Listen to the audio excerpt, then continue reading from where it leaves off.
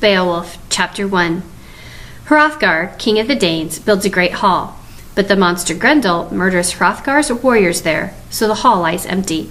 Beowulf arrives from Gealand to fight Grendel. Hear me. We have listened to many a tale about the Spear Danes in days of old. We have heard about their mighty kings whose daring deeds brought them great glory and wealth. They defeated fierce foes, and they ruled with such power that folk across the Whale Road paid them tax and tribute. They gave gifts graciously and generously. Then, when war came, their people were loyal and served them well. They were good kings. The Lord of Life, he who gives glory, showered them with fame. When the time came for such a king to die, his soul made the journey to God, to remain in peace through all eternity. His people honored him. Lovingly, they carried his body down to the shore of the sea and placed it aboard a ring-powered ship that was moored in the icy waters. They set their dead king, their beloved giver of rings, against the mast and surrounded him with a trove of treasure. Gold and jewels from distant lands, chainmail coats, battle armor, and powerful swords all accompanied him on his last lonely journey. When all was ready, they cast loose the anchor and launched the ring-powered ship upon the Whale Road to wander where it would. Long after the ship was out of sight, its golden banner waved high above the sea swell. Warriors and wise counselors watched and waited with heavy hearts as the waves carried that wealthy cargo upon the pathless sea. Hrothgar was one of these mighty kings who ruled the Spear Danes. Holy God, Lord of Life, granted him wisdom, skill, and success in battle. Warriors followed him because he was fierce in war and generous with gifts. Soon he led a mighty army. Hrothgar decided to build a huge mead house, a hall so splendid that it would be talked of in lands far and wide. He wanted his warriors to gather in the great hall to feast, drink, and receive treasure as their reward for their deeds of valor. He named the great gabled hall Heorot, meaning the Hall of the Heart, for the stag was a fitting sign for a king. Hrothgar gave generously all the treasure that God had granted him, awarding his warriors gold rings and shining armbands. He did not give lives of men or land belonging to his people, for these alone were not his to give. Hrothgar and his noble warriors feasted in their garbled hall, unaware that they were being watched and despised.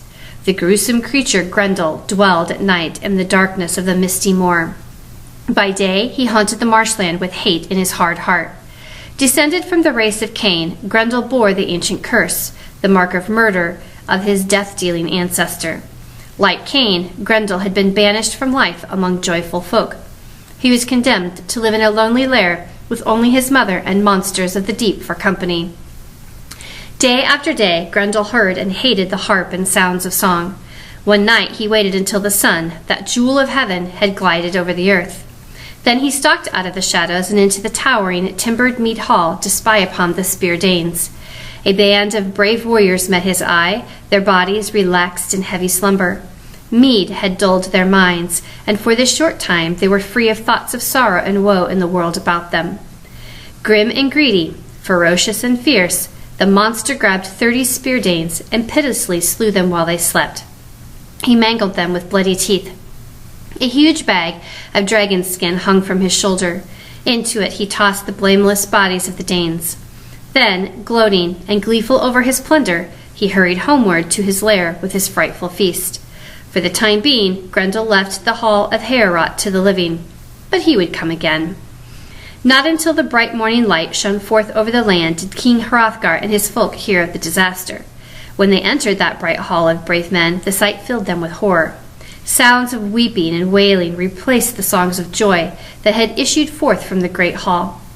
The Ring-Danes recognized Grendel's footprints and feared his power, but they did not think that he would return. They were wrong. The monster murdered more men the following night. Thereafter, the Ring-Danes were filled with despair. Each night, they reluctantly deserted the great hall of Heorot, the best of buildings. Grendel's ravenous appetite for human flesh drove him to wage war against Hrothgar's entire band. He knew nothing of justice and desired no peace. King Hrothgar could not reward or appease him, for the fearsome fiend valued neither gold nor treasure. So great was his power that he feared no form of retribution, no avenging death. The people gathered in their heathen temples offering sacrifices to their idols and prayers to Satan, the slayer of souls. They did not know that they were neglecting the Lord of heaven and that their salvation would never come from hell. For 12 long winters, Grendel haunted Heorot and ruled the Spear Danes. His ravaging raids filled the hearts of even the bravest warriors with terror. They had neither the strength nor the skill to kill him. The dark death shadow of the dreaded demon stalked the misty moors each night. The tale of Grendel's terror spread far and wide. Bards sung of his destructive deeds, of the Spear Danes' hopeless struggle, and of their endless war. The Stormgates, who lived in the southern coast of Sweden, heard about Grendel's dreadful deeds. Beowulf, the strongest of the Gates, great of heart and fearless, determined to sail over the Whale Road to help Hrothgar, war king of the Spear Danes. He had chosen 4 brave warriors to accompany him. When a seaworthy ship had been suitably fitted for the journey, Beowulf's men eagerly boarded it and stowed their gleaming armor and splendid battle gear deep within its hold. They set forth with a spirit of adventure. A brisk wind sent their ship speeding westward across the wavy Whale Road like a seabird, its prow like a foaming beak. The next day the sun, that bright candle of the world, shone upon their destination, the shining sea cliffs, high hills, and the broad headlands of the Spear Danes. The Stormgates beached their broad-brimmed boat and stepped ashore, their chainmail coats clanking. They thanked God for granting them safe paths for their ocean crossing. Meanwhile, from the top of the sea cliff, the watchful warden on horseback saw the group of strange warriors bearing shining shields and gleaming war gear step ashore, ready for battle. He galloped down to the shore, holding his spear poised in his hand. "What men of you," he challenged, "wearing chainmail and carrying war gear? One among you is the greatest warrior in armor that I have ever seen. Unless his looks and stature lie, he is matchless among noblemen." Beowulf, the leader of the group, unlocked his hoard of words. "We are Geats, and King Hygelac's hearth companions," he began. "My own father, Ithgro, was known among folklands far and wide before death took him at the end of many winters. Every man of wise mind remembers him well. We have come to seek our Lord, the protector of your people," he continued. "Our hearts have prompted us to conquer the dread monster who has terrified the Spear Danes with his deadly deeds."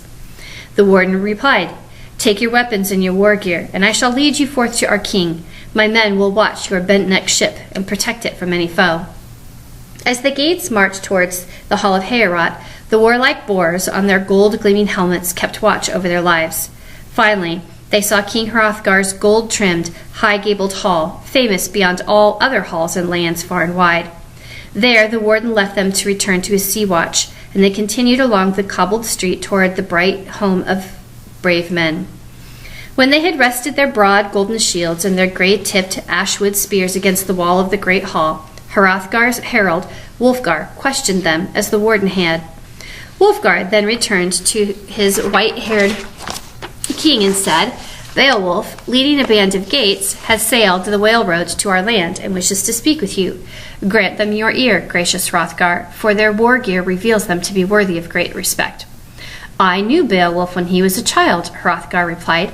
"We are family friends. I have heard from seafaring folk that Beowulf has the strength of 30 men in the grip of his hand. I hope that holy God has sent him to help us fight Grendel.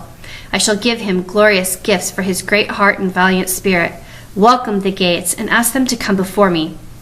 Standing before Hrothgar in his stern boar's helmet and his shining chainmail coat, Beowulf said, "Hail to thee, Hrothgar, mighty king of the Spear Danes. I am Hygelac's kinsman and warrior. In the land of my people, I have heard seafaring folk say that Heorot, the best of all buildings, lies deserted and useless once the bright heavens darken with the shadows of dusk. From the days of my youth," Beowulf continued, "I have won honor through many daring deeds. I have come blood-stained from battle, having bound a group of 5 giants and overthrown their tribe. Driven by danger, I have slain perilous sea monsters upon the waves in the dark of night. Now I shall wage war with that giant Grendel, fierce fiend that he is. I ask only one favor of you, beloved Hrothgar. Let your folk rest while my brave band of Gates, and I cleanse your high-gabled, golden hall of this foul fiend. I have heard that he disdains to use weapons of any kind. I shall do as he does, and fight without my sword and my broad, gold-rimmed shield. Instead, I shall use my mighty grip and grapple with the fiend hand to hand to the death. If Grendel wins the battle, concluded Beowulf, he will leave you with no bodies to bury. He will munch upon my storm gates and your mead hall, just as he has devoured your spear danes there. Nor will any part of my mangled corpse remain to trouble you, for Grendel will bear my blood-stained head and body to the moors to chew upon them at his leisure in his lonely lair. Just send my war shirt back to my lord Hygelac, for Wayland, the renowned metalsmith, made it with his own hands. Weird always weaves as she must. The Lord of the Ringdanes replied, Beowulf, my friend, you are our sole defense in this time of need. Grendel has weakened my brave band and has wasted my mead hall. So, welcome. Join the Spear Danes in the joyful feast and speak to my men of your purpose and plan. Chapter 2. The Danish hero Unferth unjustly criticizes Beowulf. Beowulf meets Grendel in single combat and kills him. After the feast, the Danish warrior Unferth, who had earned considerable honor among his own folk, sat at the feet of the king Hrothgar. Unferth's heart burned with shame and anger that Beowulf, the bold, brave seafarer, had traveled uninvited to his land in order to slay the monstrous giant that Unferth himself was afraid to meet in battle. Unferth unlocked a hoard of words revealing his hidden anger. Are you that Beowulf, he began, who, foolishly boastful, tempted the waves and risked your life, striving against Breca in a swimming match on the broad billows of winter's swollen sea waters? I heard tell that no man, loved or loathed, could dissuade you from your dangerous desire. You swam in the grip of the waters for 7 nights. Breca, being stronger than you are, surpassed you in swimming. The morning tide then carried him near his folk, his home, his walled town, and his treasure. If you decide to spend a night in this best of buildings waiting for Grendel, Unferth concluded, I foresee a harder match and a worse fate for you, strong though you are in the struggle of battle. Beowulf replied, Unferth, my friend, your mind is muddled with mead, and it has twisted your tale about Breca and me. The truth is that no man has more strength in the waves and more stamina in the sea than I have. Breca and I were still boys when we made that childish boast, and decided to risk our lives on the raging whale road. We swam forth bearing our sharp sword blades in our hands to guard against the assault of fierce sea fish. Breca and I swiftly swam side by side on the waves of the flood waters for 5 nights. Finally, the tossing waves, the icy cold air, the bitter, battle-fierce north wind, and the coming of night drove us apart. The rough waves roused the wrath of the fierce sea fish. I was glad I was wearing my chainmail battle shirt, hand-linked and hard. A savage sea beast dragged me to the bottom and held me fast in his deathly grip. Yet my golden garment protected my chest. The point of my sword pierced the heart of that mighty monster, and I gladly buried my battle weapon into its breast. Beowulf continued, Other loathsome sea creatures, ravenously hungry, pressed close about me and clutched at the chains across my chest. I gladly gave each of them the tip of my sword blade. I robbed them of their meal, for they thought to seize me and feast on my dead flesh. Instead, when the bright morning light next shone forth over the land, it found them, belly up on the beach, bloody with wounds from my battle blade and slain by my sword strokes. I had killed 9 monsters with my bare sword edge. Never again would they harass seafarers crossing the deep waters of the whale road. I had never heard of a harder fight at night, or of a man in worse trouble in the sea streams. When the waves subsided, I could see the headlands and the windy falls of the Finns. The surging sea floods swept me to their land. So weird often spares one who is not marked for death if his courage is good. I have heard of no daring deeds of yours involving such terror or blood-stained sword blades, Beowulf added. In fact, in your mind and heart, if your mind and heart were as fierce as you would have me believe, then Grendel would never have done such horrible deeds in the hall of Heorot. He slaughters and eats whomever he chooses, whenever he chooses, sparing no one, because he has learned that he need not fear the anger of the Spear Danes. However, the spirit, strength, and skill of the Stormgates will now bid Grendel to battle. I can assure you that when the morning light next shines forth over the land, the Spear Danes will be able to return to this mead hall without fear. So Beowulf swore. Hrothgar's Heorot once again echoed with joy and laughter of heroes. Hearing of Beowulf's great deeds, the lord of the Spear Danes, giver of treasure and shepherd of his people, was confident that Beowulf would be successful. As was her custom, Hrothgar's gentle-mannered queen, dressed in golden splendor, greeted their guests and offered them the mead cup. When the sun's light began to fade in the late afternoon sky, the king rose to seek his evening's rest, and all of the Speardanes rose with him. They knew that Grendel would soon come forth from the shadows, stalking his prey in the high hall. Hrothgar said to Beowulf, "Never since my hands could carry a sword and shield have I trusted anyone other than my own people to guard this mighty hall. Keep in your mind your great deeds, and let this fearsome fiend know the strength of your skill. If you succeed, I shall reward you with the greatest of treasure." To these words Beowulf replied, "When I boarded my sea craft, I determined that I would either perform daring deeds befitting my birth, or face my last day and lay down my life in your mead hall, mangled by the monster's mighty grip." The Stormgeats prepared to spend the night in the hall, where the Speardanes feared to dwell. Trusting in his mighty strength, Beowulf removed his golden chainmail war shirt, his boar's helmet, and his richly decorated sword, and gave them to one of his men to guard until morning. Before he lay down, he announced, "I am as strong and courageous as Grendel. I could easily slay him with my sword, for he is not skilled in the use of weapons. But since he fights without sword and shield, so shall I. May God award victory to the one of us he chooses."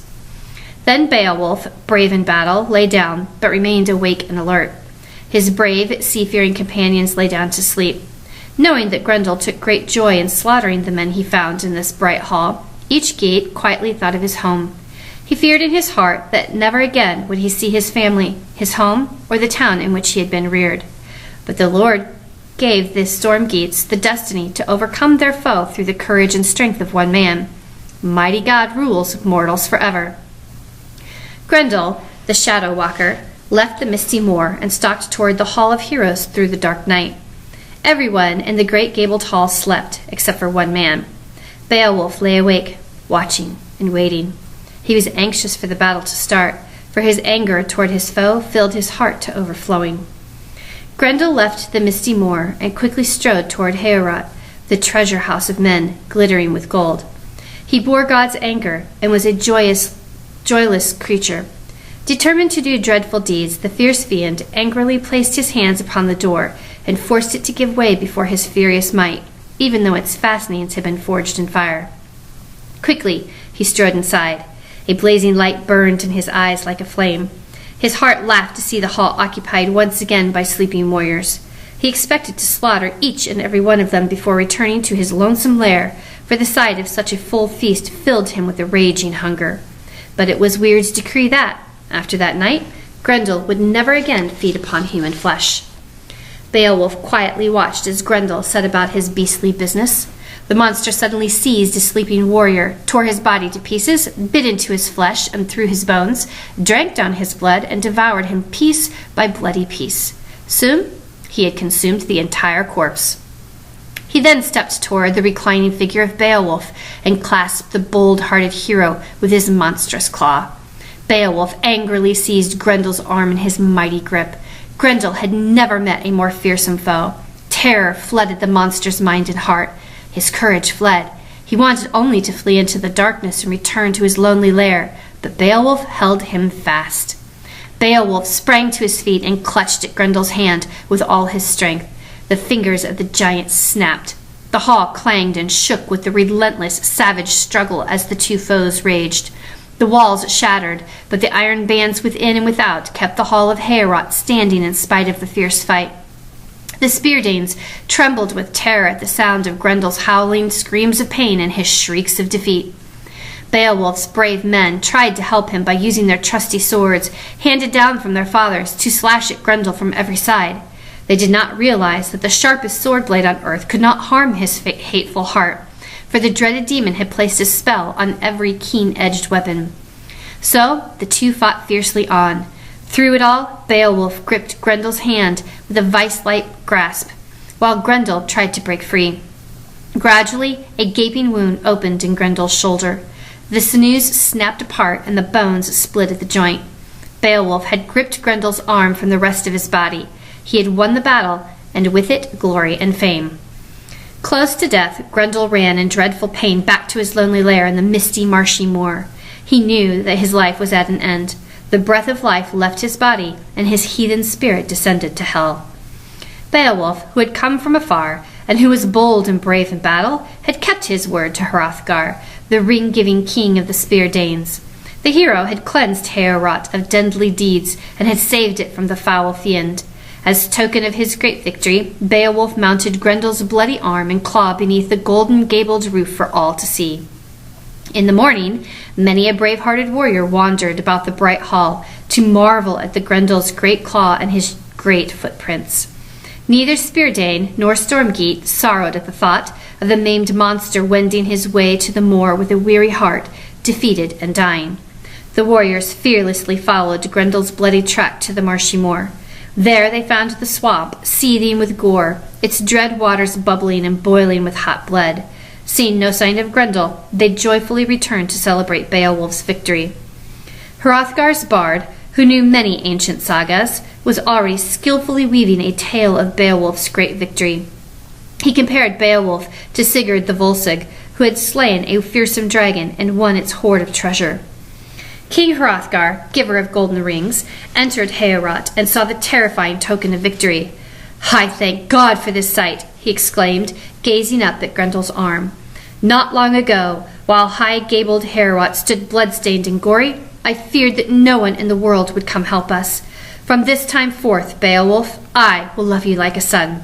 As long as I live, you will never want for wealth. I have given great treasure to weaker warriors for far less service. Your deeds here have given you fame that will live forever. May God continue to give you a good life." Heorot, the best of buildings, was then completely cleansed and decorated for the great celebration. Tapestries, gleaming with gold, shone from the shattered walls. Many repairs were needed, for by the time the monster had turned to flee with what remained of his life, only the roof of the high-gabled hall was whole. Hrothgar gave Beowulf a rich array of gifts, including a mighty treasure sword, an embroidered war banner, 8 horses with golden bridles, and an ancient saddle that was artfully fashioned and decorated with treasure. Beowulf's band of Geats, who had sailed the sea, rowed with him, also received gifts, and a payment in gold, Weirgild, was set aside for the family of the warrior whom Grendel had slain. When the feasting, drinking, telling of tales, and giving of gifts had come to end, Hrothgar rose to seek his evening's rest. Most of the Speardanes and all of the Stormgates followed him, leaving Heorot to the warriors who would sleep there as they had often done in times past. Those who remained in the high-gabled hall covered the floor with beds and pillows and pushed the benches to the head of their beds. They set their shining shields and their unsheathed swords at their heads and placed their chainmail coats and their battle spears at their sides. They rested their helmets upon the benches. It was their custom always to be ready for war. The Speardanes were a good people, but they were unaware of what Weird had woven for them. Chapter 3. Grendel's mother invades Heorot and murders Hrothgar's best friend. Beowulf follows the monster to her underwater den and kills her. After praise and celebration, he returns to Gaeland. Hidden away in the misty moor, doomed to dwell deep in Grendel's dark den, his mighty mother lived. She had dearly loved her loathsome son. When death took his dark spirit, the sorrow in her heart turned her thoughts to vengeance. That night, the mournful mother silently stalked forth from the misty moor, intent on invading high-gabled Heorot, where her son had met his dreadful destiny. Beowulf, that dauntless hero, shield and sword of the Speardanes, would have to destroy another demon. When she broke into the high-gabled hall, the Speardanes, usually bold and brave in time of trouble, were frightfully afraid. However, they took some comfort from the fact that this monster was female. Women were, after all, weaker, more afraid, and less fierce in fighting. The Speardanes tried to trust in the blood-stained blades of their shining swords and in their sparkling shields. But in their haste to arm their intruder, they forgot their helmets and their heavy chainmail coats. Beowulf was not there to cheer their hearts, for he had not slept in Heorot that night. Fortunately, Grendel's mother felt fear as well. When she discovered danger, she longed to save her own life. She quickly grasped Aishira, the king's most trusted counselor and comrade, slew him with her bloody teeth, and carried him to her den under the frightful floodwaters. The Speardanes soon discovered that she had also taken Grendel's gruesome arm. Hearing heart-rending cries, the old king returned to his high-gabled hall. Great sorrow crushed his spirit when he heard Ashera's murder, for he was Hrothgar's dearest friend and a warrior of great fame. When the bright morning light next shone forth, Hrothgar summoned Beowulf and his storm gates to the great gabled hall. The ring-giving lord unlocked a hoard of words. I have heard of those who dwell in this land say that they have seen two fearful folk prowling in the darkness of the misty moorland and lurking along the borders of their homes. It seemed to them that one of these was a woman and the other a giant of a man. In olden days, these people named the man Grendel. They never saw one who could have been his father. These two fearsome fiends claimed the lonely moors as theirs. They chose a land of perilous paths, where the flood of the mountain stream plunges downward to the base of the craggy cliffs and disappears beneath the muddy swampland. That wild, wind-swept, lonely land is not many miles from here. There, shadowy woods frown upon the frightful floodwaters. When the wind stirs up unwelcome weather, those dark waters bubble and boil, and their mist rises to the heavens. At night, those bottomless floodwaters burn with flaming fire and become a fearful sight. No one knows the depth of that dark, dreaded marshland, Hrothgar continued. Even the stalwart stag, that roaming heather-stepper who depends upon the strength of his horns for safety, will stop at the brink of that marsh and face death at the hand of a hunter before he will hide in it. The place is haunted by evil spirits. Once again, Beowulf, only you can help us. Seek the loathsome lair of this female monster if you dare. Slay the grim and ghastly guardian of the flood's depth. If you return with your life, I shall generously reward you with gracious gifts of ancient treasures and twisted gold. Beowulf replied, Put aside your sorrow, my wise king. It is better to avenge the death of your friend than to mourn overlong for him. All men must die, sooner or later. The warrior who can should win glory and fame before death takes his spirit. Then, when his life comes to an end, his good name will live on after him. So, my lord, let us quickly seek the tracks of Grendel's companion. I promise that she will not find shelter, either in the heart of the earth, in the depths of the mountain forest, or at the bottom of the ocean floor. Have patience just this day. Then Hrothgar thanked God for Beowulf. The ring-giving king called for his horse and prepared to join Beowulf and his brave band of Geats. He rode in state, accompanied by a footband of shield-bearers. The path that the fiend had taken was plain to see. Straight over the moor she had traveled, bearing the bloody corpse of the best of Hrothgar's men. The path became ropey thin and rocky. It led past rugged ravines, over steep stone slopes, by craggy cliffs, and alongside many a sea monster's lair. The courageous king and his company of warriors went forward to where the mountain's trees leaned gloomily out from the rough-hewn rocks of the cliff. Suddenly, they saw Ashera's severed, bloody head lying at the edge of the steep slope. Sorrow overwhelmed their hearts as they saw what had happened to the noble warrior. They approached the head and gazed down at the base of the precipice. Fear joined grief as their eyes scanned the bubbling, turbulent floodwaters, boiling with blood and hot gore. The men sat down in silence at the edge of the cliff. They saw many strange sea serpents swimming in the waves. Other wild sea dragons, which often caused grief on the sail rowed by attacking ships, were resting on the flat surfaces of protruding rocks. Startled at the sound of the battle horn, the slake-like monsters sped away. Beowulf put on his armor. I have no fear for my life, he announced. My hand-woven chainmail shirt will protect my body from any serpent's battle grip. A cunning smith covered the surface of my ancient helmet with swine shapes so no battle blade could bite through it. Unferth, the greatest warrior among the Spear Danes, extended his own sword, Hrunting, to Beowulf. The Danish hero forgot the taunting words the wine had led him to speak. Unferth knew that he did not possess the courage and skill to risk his life beneath the bloody waves in order to do a warrior's duty. Take my sword, he said. It is one of the most valued of the old treasures. Its iron blade has been dyed with poisoned twigs and battle-hardened with blood. Although many warriors who wield it have tread ways of terror, Hrunting has never betrayed in battle anyone who has clasped it in his hand. Thank you, Beowulf replied. I shall be glad to have such a trusted friend. Beowulf was now armed and ready for whatever danger his journey would bring. He said to Hrothgar, Remember, great king, should I lose my life in this venture, I want you to care for my men. Send the treasure you gave me to Hygelac, my king, so that he will know what a gracious giver of rings you are, and how rewarded I was for my deeds while I lived. And let Unferth your far-famed warrior, keep his ancient, splendid, keen-bladed sword. I shall win fame for myself with Hrunting, or death shall take me." With these words, Beowulf plunged into the seething, swirling, bloody waves. He sank deep beneath the surface all the day long, until finally he reached the bottom. Soon Grendel's mother, who had guarded the flood's depth for 50 winters, saw the warrior who was searching for her secluded sea cave. She suddenly appeared before Beowulf in the murky waters and seized him, clutching him in her terrible claws. But she could not even scratch his skin. Her foul fingers could not tear through his mail coat. As she carried him into her lair, strong as he was, Beowulf could not wield his weapons. So it happened that many strange sea beasts pressed their treacherous tusks close to his body, breaking through his battle shirt and scratching his skin. Soon Beowulf found himself in a high-roofed hall where no water could enter. A brightly shining fire shone upon the walls, illuminating the dreaded demon. Beowulf immediately raised Hrunting, his blood-hardened battle sword, and smashed the frightful fiend on the head with such strength that the ring-decked blade sang its greedy war song. However, the blade of the mighty weapon could not bite her flesh or break her life. Its brave blade betrayed Beowulf in his time of greatest need. In the past, Hrunting had bitten through many a war helmet and mail coat, dooming the wearer to death. Now, for the first time, the treasured sword won no glory.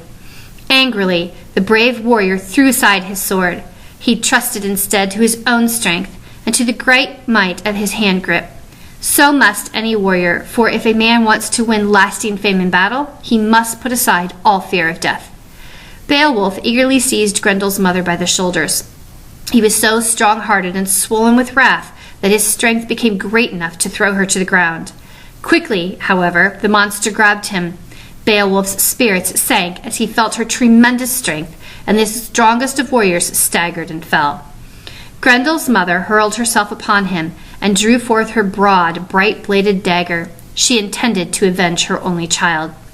Beowulf, the foremost fighter of the war gates, would have gone to his death there in the deep sea cave had not the stout mesh of his woven battle shirt saved him. The chain links withstood the thrust of the demon's dagger point and blade. They shielded his chest and sheltered his life. Holy God, the wise Lord and ruler of the heavens, granted Beowulf victory in battle. He quickly pushed away the monster and sprang to his feet. Beowulf then saw an ancient sword, forged by the giants of old, hanging on the wall. This weapon was far greater than any a man, however strong, might bear into battle.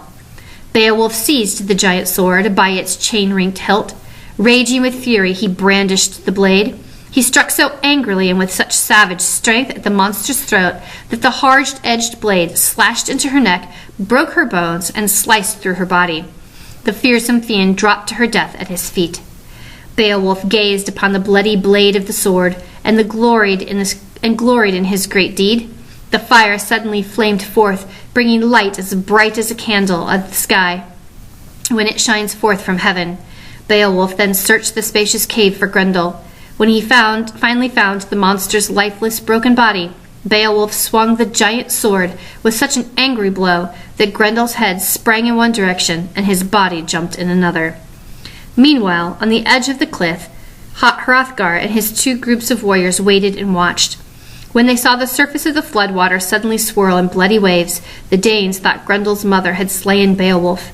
They waited for 9 more hours, and then they returned to Heorot. The gates, however, still sat staring into the bloody waters. Sick at heart, they hoped, but dared not expect to see their leader and lord. In the sheltered sea cave, the hot, poisonous blood of the 2 fallen fiends devoured the broad blade of the giant's shining sword. It began to melt as ice melts when God, who rules the times and the seasons, breaks the bonds of frost and unwinds the flood's fetters. Beowulf saw many treasures in the den, but he took only Grendel's head and the jeweled hilt of the giant sword. Beowulf then swam up to the swirling surface of the bloody sea. Carrying a trophy in each hand, he swam to land. His men ran to join him, joyful at his safe return. The pool of water beneath the clouds, previously stained with battle blood, grew clean and still. When they left the lake, it took all the strength of 4 men to carry Grendel's grotesque head on their spear shafts away from the craggy cliffs and back along the perilous paths to the gold-decked hall of Heorot. Beowulf, bravest in battle and great in glory, came before Hrothgar, bearing Grendel's head by its hair into the high hall. The Danish warriors gazed in amazement and wonder at the strange sight. Beowulf announced, "With great glory we have brought you this glorious token of triumph.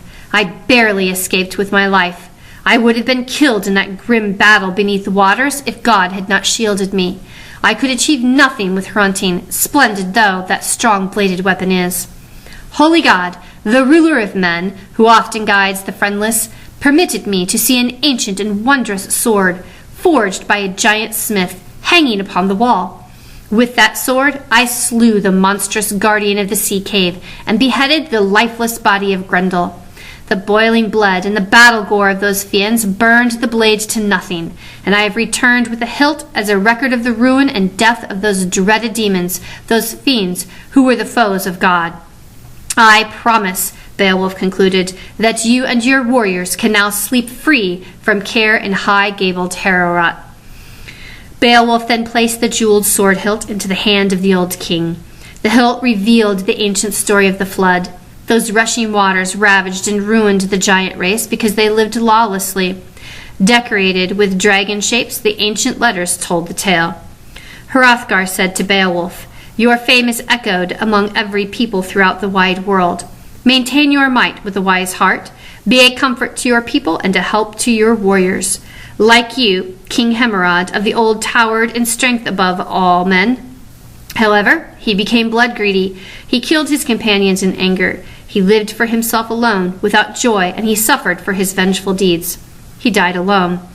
Mighty God rules over all things," Hrothgar counseled. "He permits a noble to think of gaining and keeping power, land, and treasure. Such a man can live luxuriously. The shadows of sickness and age do not bother him. Sorrow does not darken his spirits. Strife does not threaten his kingdom. All the world bends to his will. He does not realize that pride is growing within him. If he is not careful, a poisoned shaft suddenly strikes him in the chest. He decides that he does not possess enough power and wealth. He greedily keeps his gold rings. The blessings of God, the King of Glory, lead him to ignore the future and his inevitable fate. In the end, however, his body dies, and another king acquires his possessions. You are a renowned warrior, Beowulf. For a while, you will be in the flower of your strength. Later, the sword blades bite, or the spear's flight, the fire's grasp, or the floodwater's grip. Sickness or sad old age will rob you of your strength. The brightness in your eyes will dim and darken, and death will overcome you. But enough of an old man's advice, Hrothgar concluded. Go now, and taste the joy of the feast. I shall give you many treasures in the morning. When the bright morning light shone forth over the land, the Geats were eager to cross the whale road and return to their homes.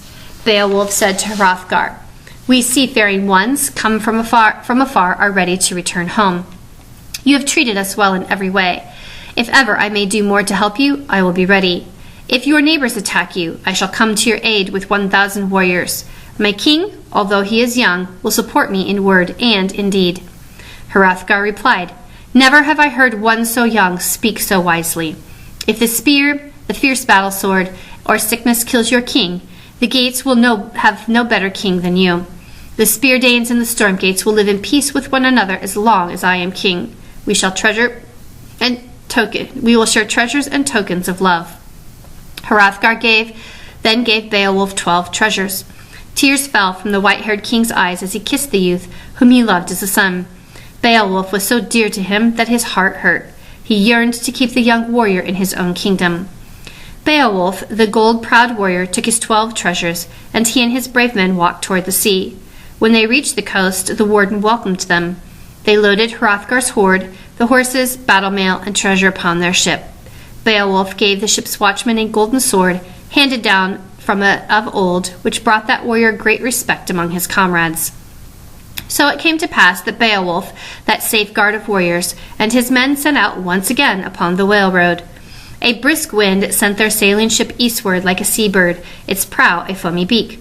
The ship floated forth until they saw the shining sea cliffs of Geatland. The harbor guard was ready and eager to welcome them home. King Hygelac, and had their great hall prepared for a great celebration, where Beowulf told the assembled warriors of his adventures. He then set Hrothgar's hoard of treasures before his king, for they were royal gifts from one monarch to another. In return, Hygelac awarded Beowulf a golden sword that was the best of treasures among the storm gates, a hall, a prince's high seat, and a very large estate. Beowulf was now the most highly honored of men. Chapter 4. Beowulf has been king for 50 years when a dragon ravages his kingdom. With the help of his nephew, Beowulf, Beowulf kills the monster, but not before he has dealt his own death blow. Battle swords slew Hygelac, king of the Storm Gates. Sometime thereafter, Beowulf became king of Geatland. He ruled his realm well for 50 winters. Beowulf was an old, white-haired king when a fearsome fire dragon suddenly flew over Geatland in the dark of night and burned the buildings with its blazing breath. For 300 winters, this dreadful dragon had kept a silent and secret watch over a hidden hoard of treasure in a towering stone barrow. The barrow was built into the base of a sea cliff that extended deep beneath the surface of the earth and high within the hollow of the cliff. Below the stone barrow lay a secret path that had remained unknown for 1,000 winters. How it happened that such a huge treasure hoard was secretly hidden away in such a structure? Many hundreds of winters ago, a lone warrior who was also a mighty king had been the last living member of his clan. Death had claimed the lives of all of his kin long before that, and he had become the guardian of his clan's treasure rings. The king knew that the inevitable fate of all mortals was death, and that he would shortly join his clan in the eternal sleep. Before destiny claimed him, he wanted to preserve the wealth of his high-born clan. A newly built barrow stood empty near the sea waves of the moor, protected from casual entry. The warrior bore the priceless ancient treasures of his clan within the stone walls of this barrow and hid them there. Aloud he said, "Earth, hold now this wealth of nobles, for warriors can no longer keep it. It was within your rich body that good men first found the gleaming gold, so I am returning your wealth to you. Death, that dread evil, has destroyed in battle every one of my blood kin. No one remains to wield the gleaming sword, or to shine the gold-decked vessel and the precious drinking cup.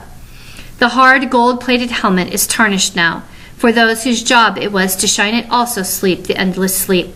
The ring-meshed battle shirt waits in vain to accompany the warrior into war. Both are decaying in dust. The battle gear that survived such strife, that withstood the crash of shields and the bite of iron sword blades, must crumble as well.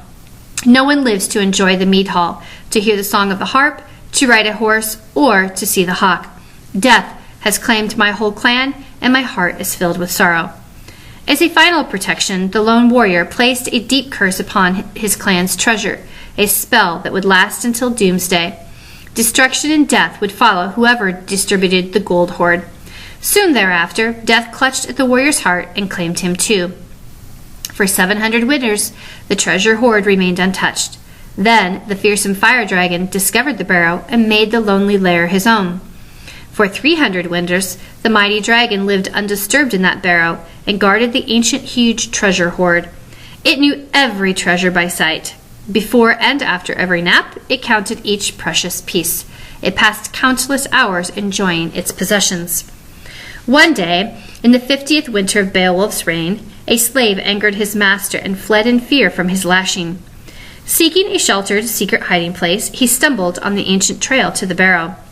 He discovered the entrance at the base of the barrow and took refuge within its stone walls, not realizing that it was a burial barrow. He was astounded to find, within those stone walls, a huge heathen hoard of jewels, woven gold work and gold-plated objects. The treasure stood heaped on the ground, while a sleeping fire serpent guarded it. When the slave saw the fire serpent, terror and panic flooded his heart. Near the dragon's head, he noticed a beautiful goblet of gleaming gold.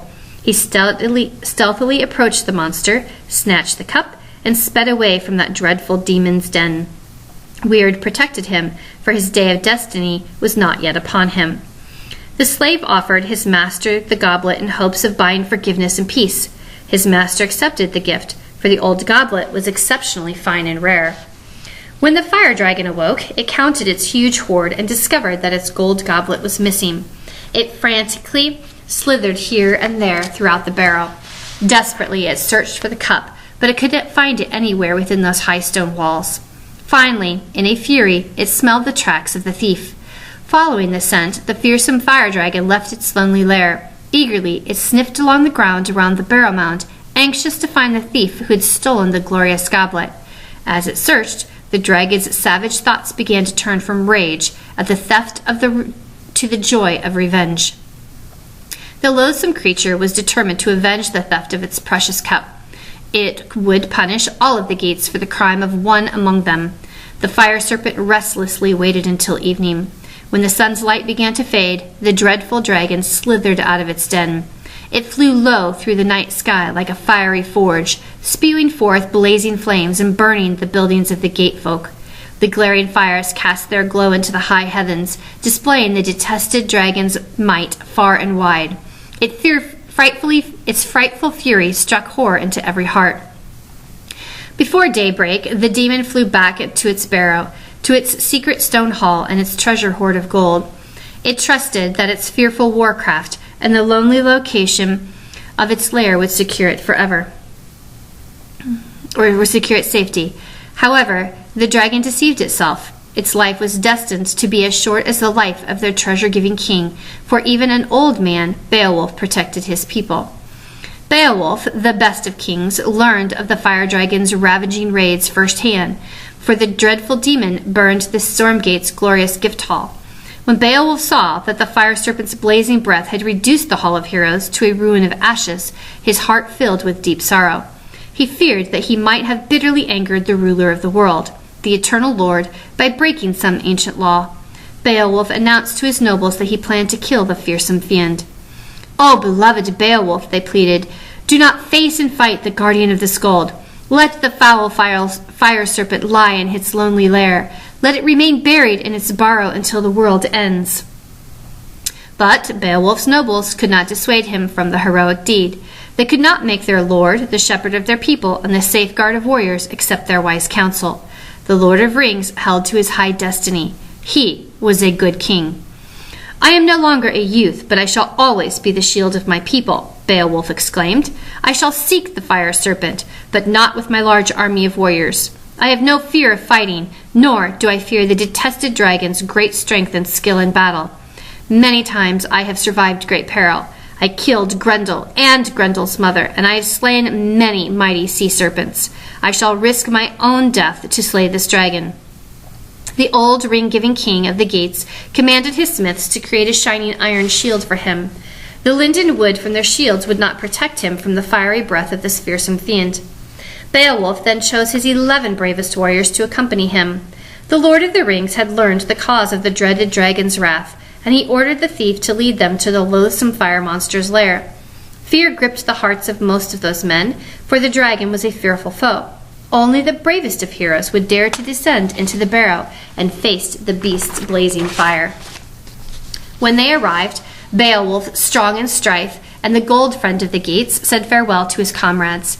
His spirit was sad and restless within him, ready for death. Weird would seek the treasure of his soul and separate his spirit from his flesh. The bold helmet bearer announced, "I remember how in my youth I braved countless battles in times of peril. If the fire dragon will leave its lair and seek me, I shall fight it as Weird, the ruler of all, will allow. I shall do daring deeds worthy of great praise. My hand and the blade of my stout sword, nailing, will wage war for the treasure hoard. If I could, I would bear no sword or other weapon against this fiery serpent. I would grip it in my hand as I once grasped Grendel. But since I shall have to face fire, fumes, and fearful poison, I must use my woven mesh war shirt and a shining iron shield.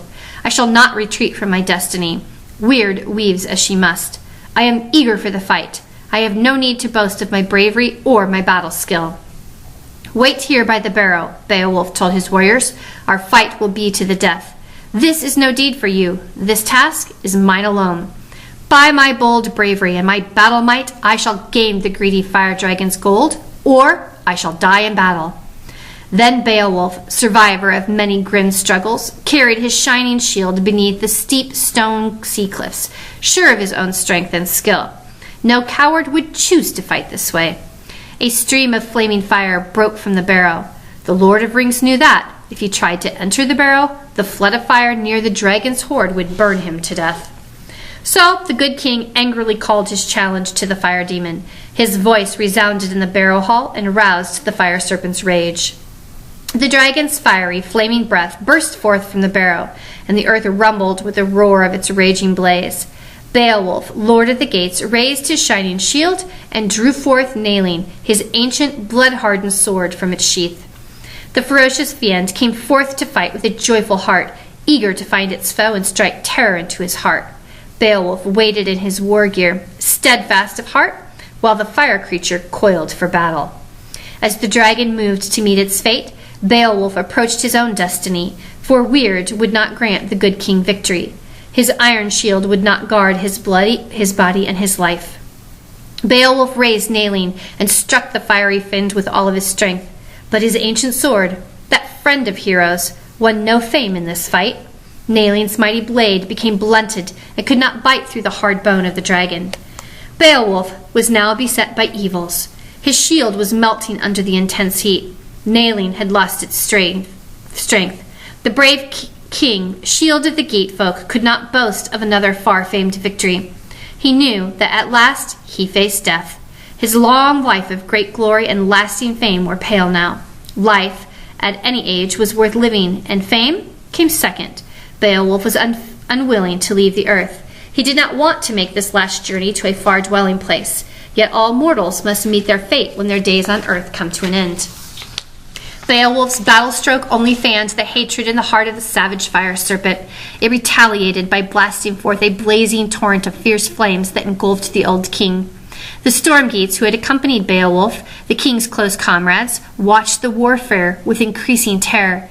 They could have rushed to their king's rescue, showing courage in battle and loyalty to their leader. Instead, they thought only of saving their own lives and fled into the forest. Of the 11 chosen men, only Beowulf's nephew, Beowulf, the younger warrior Beowulf, had the loyal heart and courage to enter this, his first fight. Beowulf thought of all the honors his king had bestowed upon him, of his family's wealth and property. He could not, with honor, repay his king's kindness by retreating. To let his king die without aid was an offense beyond pardon. "Comrades," he shouted, knowing that they would hear his words, "remember how, in the mead hall, we drank to our Lord who gave us these rings? We promised we would repay him for our war gear, our helmets, and our shining swords if he ever needed our help. He chose us to join him on this journey because of our courage, our skill, and our delight in deeds of glory. Among all men, he has done the most skillful and daring deeds. He expected to win this mighty battle unaided, but he needs our strength and courage. Let us help him fight the dreadful dragon, that hideous horror with its fiery flames." Beowulf concluded, "God knows that I would rather have the flames unfold my body along with that of my gold-giving king than live as a coward.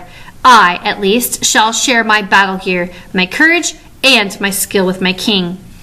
Beowulf resolutely gripped his linden wood shield, drew forth his sword, and ran toward Beowulf. His shield might scorch, his sword might melt, but Beowulf's spirit was of the strongest metal. His courage would confront the dragon's blazing breath and the stench of slaughter. When Beowulf had fought his way through the fumes, he said, "Beloved Beowulf, remember how in your youth you swore to win glory and fame as long as life was yours? Now you must summon up all your strength and guard your life. I shall help you."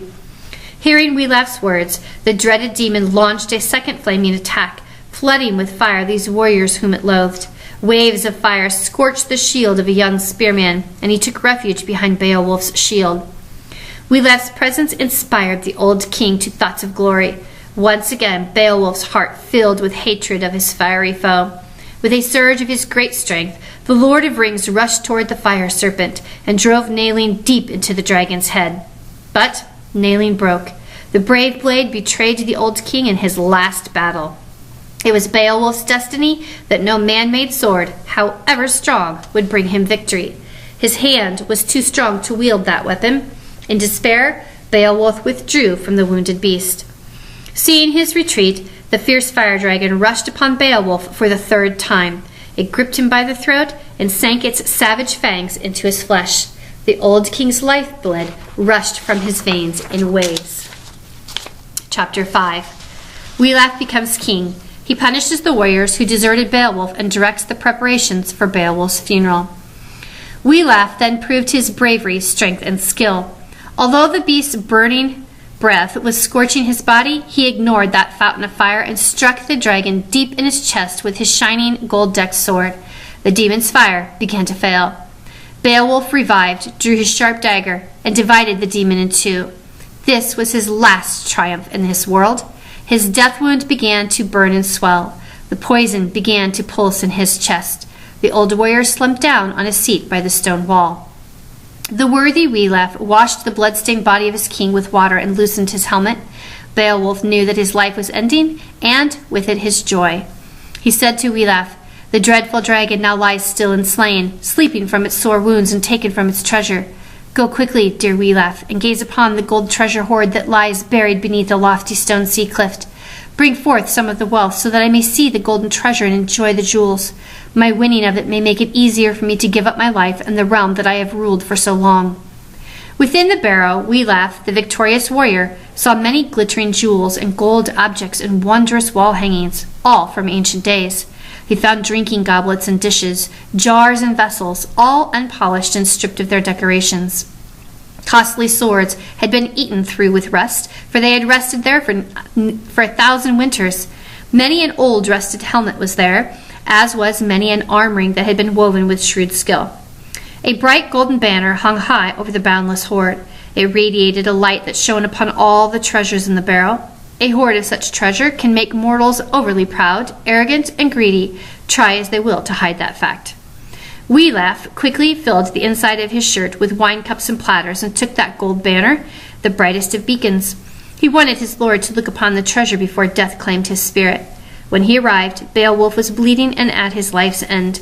The young man sprinkled water on him to revive him. Beowulf admired the gold.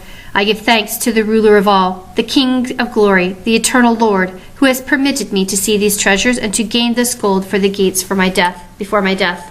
I have paid for this priceless wealth with my life." The dying king added, "Beowulf, look now to my people's needs. After they have burned my body, have my battle-famed warriors build me a barrow high on the whale's nest. Make the mound rise as a towering memorial to remind my people of me, and call it Beowulf's Barrow. As it stands on the headland, it will serve as a broad beacon for seafarers who drive their deep ships across the whale road." Beowulf then gave to Beowulf his collar ring of twisted gold, his gold-decorated helmet, and his battle shirt. "You are the last of my kin. Weird has brought them, young and old, to their destiny, and I must follow them." Those were the old king's last words. His spirit went forth to receive the word of the good, the reward of the good, and the loyal and the just. Beowulf looked in sorrow upon the body of his brave king and upon the corpse of the grim and grisly monster that had slain him. That foul dragon, 50 feet long, had fallen to the ground near its treasure house and had died of its wounds. No longer would it sweep through the heavens at midnight, burning for pleasure. Soon, the 10 traitorous weaklings left the shelter of the woods. These once valiant warriors were now oath-breakers. With shame on their faces, they wore their battle gear and shouldered their shields to where their old king lay. Beowulf faced his cowardly comrades and unloosened an angry horde of words. "In truth, each of you took the war gear your king gave you, and threw it away as soon as you were faced with battle. Now you will pay for your cowardice and lack of loyalty. You and all your kin must give up all your treasure, your gifts of swords, your homes, your land rights, and your birthrights. People far and wide will hear of your cowardly deed. Death is better for a warrior than a dark life of dishonor and disgrace." Then Beowulf sent word of the battle and Beowulf's death to the shield-bearing band of nobles who had sat upon the sea cliff all day long. They were waiting for the news of Beowulf's last day, or the victorious homecoming of their dearly beloved lord. The news of their king's death brought with it the fear of war, invasion by the Franks and the Frisians, and the renewal of old feuds with the Swedes. Beowulf ordered the warriors who owned dwellings to fetch wood for the funeral pyre to be built in the whale's nest. The Geat folk constructed a huge pyre and hung helmets, shields, and bright battle shirts around it. A group of honored warriors carried the body of their brave battle king to the pyre. Sadly, they laid their beloved lord upon it. Beowulf said to the assembled group, "Let our beloved Beowulf enjoy the wondrous wealth he won. We shall burn our honored king with all of the dragon's gleaming gold, since Beowulf bought that treasure with his lifeblood. Such treasure gives no lasting goodness to anyone," the wise young leader counseled. "Now that our beloved king has left the world of laughter and joy, no Geat will wear these treasures. The dragon's wondrous wealth has delivered only disaster with the death of our beloved Beowulf. Without our valiant king, our shield and shepherd, we will be forced to raise our spears and face terror in battle. Our women, desolate and deprived of gold, will follow their captors into exile and lead a life of shame and captivity. The dark raven will cry with craving over the corpse of our battle-weary warriors, and the wolf will slash away at the slain." 7 of the most respected nobles then joined Beowulf and entered the barrow, where the hoard of wealth now rested unguarded. They loaded the precious freight upon the wagon that would carry it to the funeral pyre. Then they thrust the body of the slain fire serpent over the sea cliff and let the sea flood enfold it. Finally, they kindled the death fires at the base of the funeral pyre. As the dark wood smoke soared above the flames, the sounds of weeping and wailing mixed with the roaring of the fire. In time, the blaze consumed Beowulf's bones, and all that was left of the famous Lord of Rings was a pile of ashes. Beowulf announced, "Let us listen to our beloved Beowulf's wishes, and upon these ashes let us build, for our most worthy of warriors, a barrow that will be as mighty and as memorable as his fame is throughout the wide world." So it came to pass that, on the sea cliff around the remains of the funeral fire, the Geat folk built a towering burial mound that would be seen from afar by the seafarer. The bearer would be to sea folk the beacon that Beowulf, their brave battle king, had been to his people. In the barrow they buried the treasure from the dragon hoard that had not burned with Beowulf, returning it to the earth from whence it had come. Then the 12 bravest warriors among the Geats rode around the burial barrow. They spoke of their sorrow and told tales of their great king's courage and daring deeds. They gave him praise and honor, as is proper when a leader dies. Beowulf's hearth comrades grieved for their Lord of Rings, who had been the greatest of all kings, the most gentle, gracious, and kind of men, and the most eager to win praise.